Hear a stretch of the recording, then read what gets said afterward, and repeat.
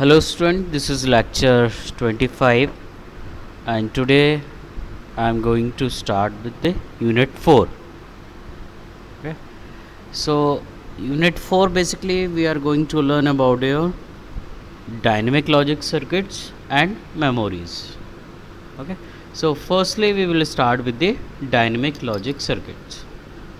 Okay. So in this lecture जैसा introduction part कि dynamic logic circuits होते क्या हैं और basically why we are preferring this dynamic logic circuits. Okay, so if we talk about in VLSI, there are two type of logic circuits. First one is the static and second one is the dynamic. If we talk about the static circuits, okay, I am writing here, just a minute. Okay, so statics into a dynamic logic circuit and statics logic circuit. Okay, so basically static logic जो circuits होते थे उनमें हम क्या करते थे, जो क्योंकि अल्टीमेटली आपको जो भी सर्किट बनता है वो किससे बनता है, सी मॉस से, N MOS and PMOS से. सो जो हम स्टैटिक की एनालिसिस करते हैं वो हम क्या करते हैं, we have in static logic circuits में जो हम करते थे वो N MOS and PMOS की जो स्टडी स्टेट बिहेवियर होता है उसकी एनालिसिस करते हैं. Okay, so steady state behaviour of the N moss and PMOS. Okay, but जो स्टैटिक लॉजिक सर्किट्स का जो ड्रॉबैक है वो बेसिकली क्या है, in this static logic circuits large number of transistor used for designing a circuit. Okay, so कोई भी आप सर्किट डिज़ाइन कर रहे हैं, सो नंबर ऑफ ट्रांजिस्टर क्या होते हैं, ज़्यादा यूज़ होते हैं. Okay, in comparison of the dynamic logic. Dynamic logic में जो हमारा मेन बेनिफिट है वो यही है कि जो नंबर ऑफ ट्रांजिस्टर है वो रिड्यूस हो जाते हैं. Okay, so if you are number of transistor आपके ज़्यादा है, हाई है, ठीक है, number of, I am writing just number of T. Okay, so it understood, number of transistor की बात कर रहे हैं हम. Okay, so number of transistor अगर ज़्यादा जा रहे हैं आपके किसी भी सर्किट में ज़्यादा बढ़ रहे हैं तो क्या होता है, हर एक जो भी ट्रांजिस्टर आप बना रहे हो उसका क्या होता है, रेजिस्टेंस भी होता है एंड कैपेसिटेंस भी होता है. सो अल्टीमेटली क्या इंक्रीज़ हो जाएगा आपका टाउ, डिले इंक्रीज़ हो जाएगा. ठीक है, सो this is the main disadvantage of the static logic circuits, क्योंकि जो नंबर ऑफ ट्रांजिस्टर होते हैं सर्किट में यूज़ वो ज़्यादा होते हैं in comparison of dynamic. If number of transistor is going to high then your delay will be rise. Okay, और delay will be high. Okay, so this is the reason we prefer this dynamic logic circuit. So जो इसका drawback है ठीक है, means जो आपके इसमें transistor ज़्यादा होते हैं, इसमें हम कम ट्रांजिस्टर से डायनेमिक लॉजिक सर्किट बना लेते हैं. ऑब्वियसली नंबर ऑफ ट्रांजिस्टर अगर रिड्यूस हो रहे हैं तो that will be fast in comparison of the static logic circuits. Okay, so let's start with the first point. whenever we talk about the high density means we are increasing the number of transistor. Okay, high performance in terms of your power or in terms of your delay optimization. Okay, digital implementation where reduction of circuit delay and silicon area is a major objective. Okay, so from the beginning हमें पता है कि हमें 3 parameter optimise करने होते हैं, delay, your power and area. So we talk about the in dynamic logic circuit we work on delay and silicon area. So जब हम डायनेमिक लॉजिक सर्किट से कोई भी सर्किट डिज़ाइन करते हैं तो delay is less. Reason you know, because जो number of transistor जो यूज होते हैं वो लेस होते हैं. Okay, so number of transistor अगर लेस है तो ऑब्वियसली क्या हो रहा है, एरिया भी क्या होगा आपका कम यूज़ होगा, कॉम्पैक्ट साइज होगा. Okay, so these are the main 2 advantage of the dynamic logic circuit. Okay, इसके अलावा भी बहुत सारे एडवांटेजेस हैं जो अभी हम इस लेक्चर के अगर नेक्स्ट लेक्चर में डिस्कस करेंगे. Okay, Second point, the operation of all dynamic logic gates depend on temporary storage of charge in parasitic node capacitance. Okay, so remember, in whenever we talk about the dynamic logic circuits, okay, so you remember हम क्या करते थे, कोई भी circuit लगाते थे उसके आगे एक लोड कैपेसिटेंस लगा देते थे. इफ़ यू रिमेंबर, जब हमने एक CMOS इन्वर्टर बनाया था, डिज़ाइन किया था. Okay, so I'm just designing once again. This is VDD. यहाँ पे मैंने VDD लगा दिया. This is your P type, bubble लगा दिया हमने. This is your N type, ये ग्राउंड कर दिया हमने और इसको कनेक्ट कर दिया. Okay, this is your input और इस पे क्या लेते थे हम, आउटपुट लेते थे. Okay, so if you remember कि जब हमने ये CMOS इन्वर्टर की फंक्शनिंग देखी थी तो हमने क्या देखा था, जो भी ये ऑपरेशन हो रहा था वो किस पे ऊपर रहा था, इस कैपेसिटर की चार्जिंग एंड डिस्चार्जिंग पे. सो सेम कॉन्सेप्ट भी यूज़ हियर. जब भी हम डायनेमिक लॉजिक सर्किट बनाते हैं तो जो भी हम ऑपरेशन हो रहे हैं वो सारे ऑपरेशन किस पे हम बनाते हैं, पैरासिटिक नोड कैपेसिटेंस जो लगा है उसके चार्जिंग एंड डिस्चार्जिंग पे, रादर देन. और उसमें क्या, स्टैटिक में क्या करते हैं हम, स्टडी स्टेट बिहेवियर पे काम करते थे, steady state behaviour of NMOS PMOS. But here in dynamic logic we will work on this parasitic node capacitance. Okay, so यहाँ पे मीन्स यहाँ पे कोई नोड है, इस नोड पे जो है पैरासिटिक कैपेसिटेंस लगा, उस कैपेसिटेंस की चार्जिंग एंड डिस्चार्जिंग पे हम डिसाइड करेंगे कि वेदर लॉजिक इज़ 0 और whether logic is 1. Okay, now अब अगर आपको याद हो, ओके, तो फॉर एग्जाम्पल सपोज हमारे पास ये सर्किट है. ओके, और इस सर्किट को मैंने लॉजिक 1 पे सेट, मतलब ये जो आपका कैपेसिटर है ये चार्ज हो गया लॉजिक 1, मतलब ये क्योंकि VDD if we are giving 5 volt here, तो ये 5 वोल्ट तक के इसके करस्पॉन्डिंग जो वोल्टेज होगा, उस वोल्टेज को मैक्सिमम वोल्टेज क्या हो सकता है, 5 वोल्ट तक स्टोर हो सकता है. ओके, अब अगर आप इसे छोड़ देते हो ऐसे ही कुछ टाइम पीरियड के लिए, मीन्स यहाँ पे अब कोई कनेक्शन नहीं है, ये कैपेसिटर चार्ज हो गया, बट प्रैक्टिकली क्या होगा, this capacitor start discharging after some time, leakage through leakage. Okay, इसकी वैल्यू जो 5 वोल्ट्स है वो क्या होने लगेगी, रिड्यूस होने लगेगी. ओके, नाउ अगर आपको डिजिटल की हम बात करें तो डिजिटल में क्या है, या तो लॉजिक 0 है या लॉजिक 1 है. सो हमारी प्रेफरेंस क्या है कि अगर कहीं पर आउटपुट 1 आ गया तो it will store as a 1 for 1 day, for 2 day, for 1 year. Okay, for infinite time period, ये 1 को 1 ही रहना चाहिए. Okay, but when we talk about in terms of analog, okay, तो ये कैपेसिटर क्या होगा, डिस्चार्ज होने लगेगा.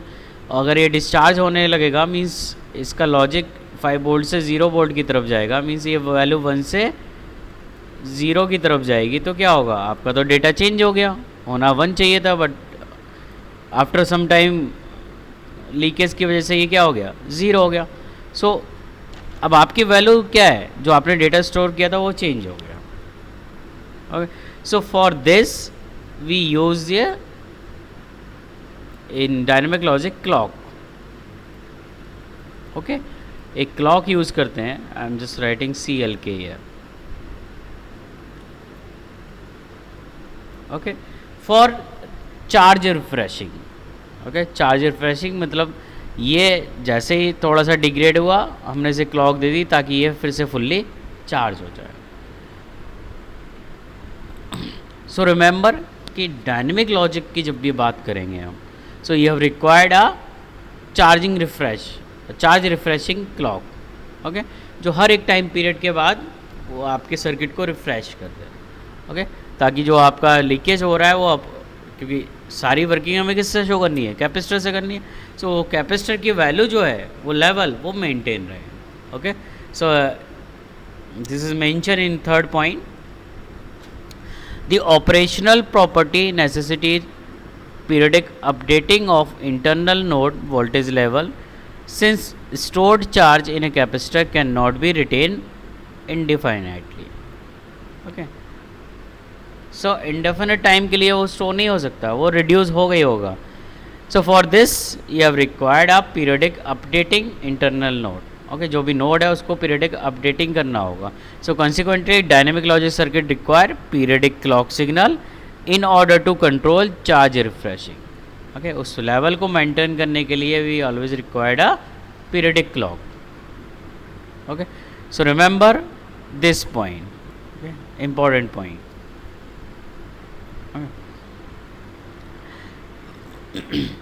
Now the capability of temporarily storing a state, that is a voltage level at a capacitive node, allow us to implement very simple sequential circuit with memory function. So this is the advantage of the dynamic logic circuit. Okay,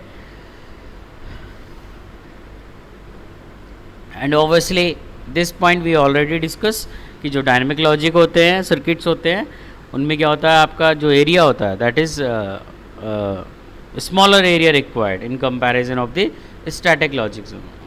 और अगर area कम है, transistor कम use हो रहे हैं, तो obviously delay also reduce. Okay now in terms of if we talk about the in terms of power, तो obviously power consumption भी क्या होगा. ओके सो अगर नंबर ऑफ ट्रांजिस्टर हम अब कम कर रहे हैं तो पावर कंजम्पशन वैसे तो कम हो गई होगा क्योंकि नंबर ऑफ ट्रांजिस्टर आपने कम कर दिए. But somehow okay so somehow क्या हो रहा है यहाँ पे, we are reducing the number of transistor reduce कर रहे हैं, तो ऑब्वियसली जो पावर हमारा पावर कंजम्पशन है it will reduce. Okay because you can see there in a smaller area will in many cases consumption less power than the static counterpart despite it use clock signals. So this is also benefit कि power consumption जो होता है वो भी हमारा dynamic logic circuits में कम होता है in comparison of the static logic circuits. Okay, so I have taken an example over here. Okay, इस एग्जाम्पल से हम थोड़ा समझते हैं कि कैसे डायनेमिक लॉजिक हो रहा है. So this is example I have taken here D, जो डी लैच है उसका डायनेमिक सर्किट हमने डिज़ाइन किया. ओके सो ये आपने डिजिटल इलेक्ट्रॉनिक्स में पढ़ा होगा डी लैच की क्या वर्किंग होती है. So in according to D latch, if you are giving 0 output will be 0, if you are giving 1 output will be 1. Okay so यही होती है हमारी D latch. Okay so generally जहाँ भी हमें डिले इंट्रोड्यूस करना होता है, ठीक है, तो we use this D latch कि आपने इनपुट दे दिया थोड़ी देर के लिए, क्योंकि जो लैच है it will take some time to give the output. So as a delay को हम इंसर्ट करने के लिए, इंट्रोड्यूस करने के लिए we use this D flip flop. Okay so now I am not going to discuss about the working of the DG latch, ये आपने ऑलरेडी पढ़ा है, but I am going to discuss about this circuit. Okay so in this circuit क्या है, you are using 1 NMOS transistor. ये क्या है आपका, there is no bubble. Okay NMOS है, इसे हमने नाम दे दिया MP. Okay you are giving D input over here, क्योंकि अल्टीमेटली इसमें क्या है, D इनपुट जा रहा है. So D and we are giving clock at the gate. यहाँ पे क्या है, गेट है आपका. सो क्लॉक हम यहाँ पे दे रहे हैं. नोड कैपेसिटेंस आपका क्या है, CX है, और उस पर पर्टिकुलर इस पॉइंट पे जो वोल्टेज है the voltage VX. After that we have connected 2 inverter. Okay these 2 symbol are for inverter. Now we have 2 condition over here. when the clock is 1, when the clock is 0. Okay आपको याद होगा जब भी हम NMOS की बात करते हैं, ओके इसी को मैं कुछ ऐसे बना देता हूँ, आपको क्लियर हो जाएगा. Okay okay so in previous lecture I have already told you about the NMOS will work when the input is 1 and NMOS will off when the input is 0. Okay, so same here if we are giving clock over here, so कुछ time period के लिए clock की value क्या होगी, time interval के लिए value 1 होगी और कुछ ड्यूरेशन के लिए वैल्यू 0 होगी. So first I am going to consider if the clock is 1. Okay, clock 1 है मतलब ये NMOS ऑपरेट करेगा, ऑन हो जाएगा. So what ever you will give here D. Okay, so D की वैल्यू या तो 0 हो सकती है या 1 हो सकती है, और in terms of analog voltage या तो 0 वोल्ट हो सकता है या 5 वोल्ट हो सकता है. सो जैसे ये हमारा ऑन होगा, जैसे इसे क्लॉक 1 हुई ये ऑन हो जाएगा and it will charge, current flow होगी तो it will charge this capacitor. Okay, charge करेगा किस केस में, when the input is 1. Obviously D की वैल्यू क्या है, 1 है या 5 वोल्ट है. ओके, और डिस्चार्ज मीन्स वैल्यू 0. अगर यहाँ पे डी की वैल्यू 0 है तो मतलब क्या हो जाएगा, इट टुवर्ड्स टू जो भी चार्ज होगा, जो भी इसमें स्टोर होगी वैल्यू, वो क्या हो जाएगा, इस 0 के पास जाएगा, ग्राउंड की तरफ जाएगा. So based on the D input जो भी वैल्यू होगी वो यहाँ पे हो जाएगा. अगर डी की वैल्यू हमारी यहाँ पे 1 है तो ये कैपेसिटर चार्ज हो जाएगा. एक डी की वैल्यू 0 है तो जो भी इसमें अगर चार्ज स्टोर है वो डिस्चार्ज हो जाएगा. For the case when the clock is 1. Okay okay, so for this clock 1 ये हमारा चार्ज हो जाएगा. अगर ये यहाँ पे वैल्यू 1 है तो यहाँ पे वही 1 हो जाएगा. अगर यहाँ पे 0 है तो ये जो भी चार्ज वैल्यू है वो यहाँ से डिस्चार्ज हो जाएगी. Okay, so whatever is available here it will reflect on this Q. Okay, so अगर यहाँ पे वैल्यू हमारी 1 है तो 1 का इन्वर्टर क्या हुआ, 0 हुआ, और आउटपुट क्या मिला, 1. अगर 0 वैल्यू है तो 0 का 1 and again you will get 0. Okay, so this is the functioning. Now we will consider that if this clock is 0. अब क्लॉक की वैल्यू 0 है मतलब इसके गेट पे 0 वोल्टेज जा रहा है तो क्या होगा, ये NMOS है, ये आपका काम नहीं करेगा, ऑफ रहेगा. अब अगर यहाँ पे ऑफ है मीन्स एक तरह से ओपन सर्किट हो गया. अब यहाँ पे अगर कोई कनेक्टिविटी नहीं है तो इसमें जो भी वैल्यू स्टोर थी, Cx की जो भी वैल्यू है वो इसमें स्टोर रहेगी. ओके, जो भी वैल्यू स्टोर थी वो स्टोर रहेगी बिकॉज यहाँ से ना तो इसके पास पाथ है ग्राउंड के लिए और ना ही कोई VDD के लिए. So what ever value is store here will remain constant. Okay, now problem is this कि अब सपोज यहाँ पे हमने वैल्यू दी और यहाँ पे आपको 5 वोल्ट मिल गया, but this 5 volt after some time start reducing, क्योंकि कैपेसिटर जो है उसमें लीकेज स्टार्ट हो जाएगा, उसका लेवल कांस्टेंट नहीं रहेगा. सो for this you use periodic clock. Okay, periodic clock आप यहीं पे दोगे कि जैसे फिर इसने हमने क्या किया, थोड़ी देर बाद इसकी वैल्यू क्या कर दी, 1 कर दी. तो जैसे ही 1 हुई तो ये क्या करेगा, अगर यहाँ पे वैल्यू 1 है तो फिर से लेवल 1 हो जाएगा, अगर वैल्यू 0 है तो डिस्चार्ज ही हो जाएगा पूरा, कोई मतलब नहीं. सो इस क्लॉक को हम टाइम टू टाइम यहाँ पे अप्लाई करते रहेंगे. Okay, so that's why I told you कि जब हम डायनेमिक लॉजिक की बात करते हैं we use a periodic clock. Okay, for charge refreshing, क्योंकि ये चार्ज जो भी स्टोर हो रहा है उसमें उसका लेवल बना रहे. Okay, so same point I have mentioned over here. When the clock is 1, the pass transistor turns on. Okay, this is a generally NMOS, but in this type of logic circuit, dynamic logic circuit, we use the term pass logic. Okay, in next lecture we will learn about the CPL pass logic क्या होते हैं, complementary पास logic क्या होते हैं, उसके बारे में पढ़ेंगे.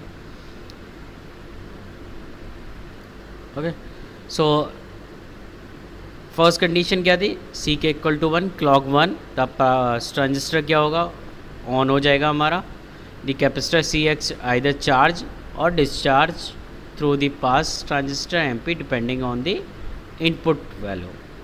Okay, so as I told you कि जो भी डी की वैल्यू होगी उस पर डिपेंड करेगा कि कैपेसिटर चार्ज होगा कि डिस्चार्ज होगा.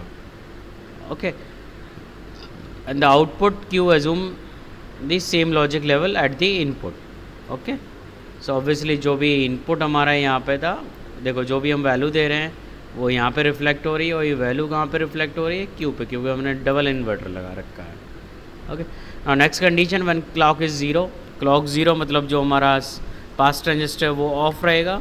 सो M P turn off and capacitor C X is isolated from the input D, क्योंकि उसे पात ही नहीं, ओपन सर्किट हो गया वो, क्योंकि जो एनमॉस है जो आपने लगाया वो काम ही नहीं कर रहा है. सो जो उसमें स्टोर है वही वैल्यू क्या रहेगी, स्टोर रहेगी. Since there is no current path from the intermediate node X to either VDD or ground, the amount of charge store CX during the previous cycle determines the output voltage level. So जो value उसमें store है वही value उसमें मतलब capacitor में जो value store है उसी के बेहाफ पे क्या हो जाएगा, हमारा जो आउटपुट है क्यू की वैल्यू वो आ जाएगी. अगर हमारा वहाँ पे वैल्यू 1 है तो आउटपुट क्या हो जाएगा, क्यू की वैल्यू 1 हो जाएगी. अगर वो 0 है तो 0 हो जाएगी. So from that it can easily be seen that this circuit perform the function of a simple D latch. D latch perform हो रहा है कि हम 0 दे रहे हैं तो 0 मिल रहा है, 1 दे रहे हैं तो 1 मिल रहा है. Now in fact the transistor count can be reduced by removing the last inverter stage if the latch output can be inverted. Okay, so last point में क्या बोला, देखो now see we are using one transistor over here. Okay, so one NMOS यहाँ use हो रहा है, और inverter को अगर हम बनाएंगे तो 2 ट्रांजिस्टर यूज़ होंगे और 2 यहाँ होंगे. सो टोटल कितने हुए, 5 transistor for delatch operation. Okay, now if you have required Q bar, okay, अगर हमें required Q bar है तो हम इसे भी हटा सकते हैं, क्योंकि यहाँ पे Q मिल रहा है, बट अगर आपको Q bar required है तो we can remove this. So total number of transistor only 3 used. Okay, so as same thing is mentioned in point 3rd over here.